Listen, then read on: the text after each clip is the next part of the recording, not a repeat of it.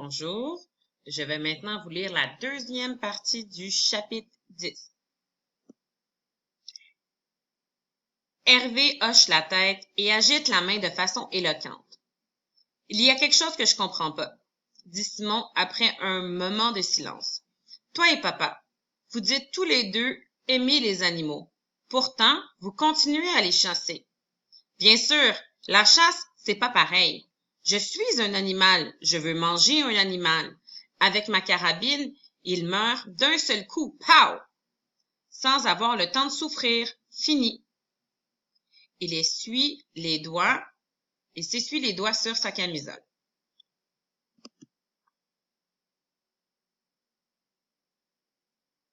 On ne doit pas faire souffrir les animaux. Non. Mots. Même tes loups d'hier ne sont pas méchants. Pas rassurants les toutous, mais ils ont bien le droit de manger, complète Simon avec un sourire complice. T'as tout compris. La loi de l'équilibre. Songeur, Hervé masse machinalement sa jambe handicapée. Mais cette fois-là, j'ai triché et j'ai payé pour. Je ne voulais pas sa viande à cette ours-là. Ça a un goût bizarre, puis c'est trop gras pour moi. Non, je voulais seulement un trophée de malheur pour montrer aux autres, regardez, j'ai chassé un ours. Je lui ai fait du mal uniquement pour me sentir plus fort. C'était moi le méchant. Mais l'ours t'a montré à ne plus être méchant, c'est ça? Demande Simon après avoir avalé péniblement sa dernière bouchée. Acquiesce Hervé. L'inconscience, c'est bien plus méchant que la chasse. Donc le fait de ne pas savoir. Penses-tu que les loups aiment tuer? Hervé hausse les épaules. Les loups ne voient pas les choses comme nous. Pour eux, la mort, c'est la vie. Puis entre les deux, il n'y a rien. Moi, j'adore la chasse avant et après. Mais j'aime pas du tout le moment où on voit la vie partir. Pollux tourne à ce moment les yeux vers Simon en poussant un petit gémissement, la tête à peine relevée. Simon lui caresse doucement l'oreille comme il aime tant le faire, et Pollux lui lèche le visage d'un moment lent et faible. « Il va mourir, n'est-ce pas? » demande doucement Simon. « Ça, je peux pas te dire. Il a perdu beaucoup de sang. » Tiens bon, Pollux, c'est à mon tour de te dire de ne pas abandonner. On va voir Max bientôt. En entendant ce nom, le chien agite mollement sa queue. Bon, dit Hervé, sur un ton qui signifie que la jasette est finie. Terminé. La combinaison maintenant. Attention. Après avoir habillé Simon, Hervé l'installe avec Pollux entre deux petites épinettes grossièrement arrondies à la base pour mieux glisser sur la neige.